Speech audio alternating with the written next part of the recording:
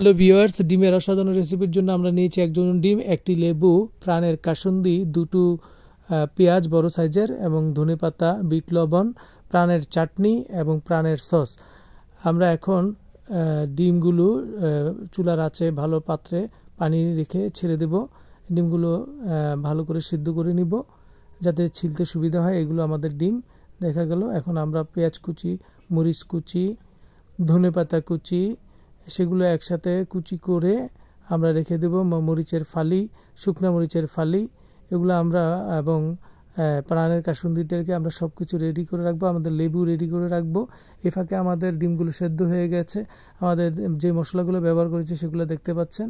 এবং আমরা ডিমটা ভালোভাবে সিদ্ধ হওয়ার পর এরকম ছিলে রেখে তারপরে আমরা এটার মশলাটা তৈরি করার জন্য আমরা পাত্র নেব। সেখানে পেঁয়াজ কুচির সাথে আমরা ধনেপাতা দিব এবং এখন দিয়ে দিব আপনার একটা প্রাণের চাটনি। কারণ এই ব্যবহারটা আপনি আগেও করতে পারেন, পরেও করতে পারেন। কারণ আগে করার কারণটা হলো আমরা এটা মেখে নিব যাতে আচারটা ভালো করে পেঁয়াজের সাথে মিশে যায় এবং এটা টেস্ট বাড়ায় দেয়। এবং এই পর্যায়ে আমরা ব্যবহার করব আপনার বিট লবণ, তারপর স্বাদমতো শুকনা মরিচের ফালি। আপনারা প্রয়োজনে কমিয়ে বাড়িয়ে নিতে পারেন। আমাদের স্বাদমতো আমরা নিয়েছি।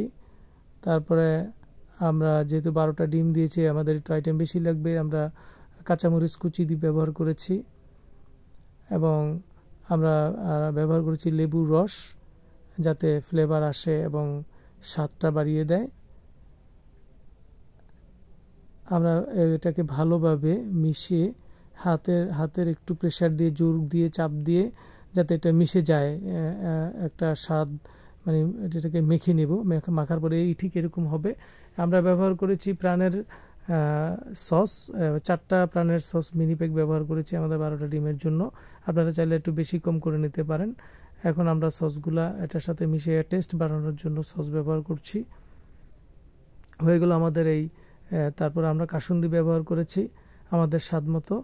কাসুন্দি আপনারা বাড়িয়েও নিতে পারেন, এটা পছন্দ। যেহেতু আমরা একটু আচার ফ্লেভার পছন্দ করি সেহেতু আমরা একটু ডাবল আচার দিয়ে দিলাম, কারণ আমরা আচারটা খেতে পছন্দ করি। আপনারা স্বাদমতো লবণ ব্যবহার করবেন, আমরা লবণ ব্যবহার করেছি। এখন আমরা আমাদের সেদ্ধ ডিমগুলোকে একটু করে কেটে আমাদের যে মশলাটা তৈরি করেছি, ডিমের অসাধারণ যে মশলাটা রেসিপি, সেটা আমরা ডিমের ভিতরে প্রবেশ করিয়ে দিব এবং এভাবে করে ডেকোরেশন করব, প্লেটে সাজিয়ে নিব। এখন শুরু হয়ে গেল সাজানোর পরে আমরা খাওয়ার জন্য প্রস্তুত।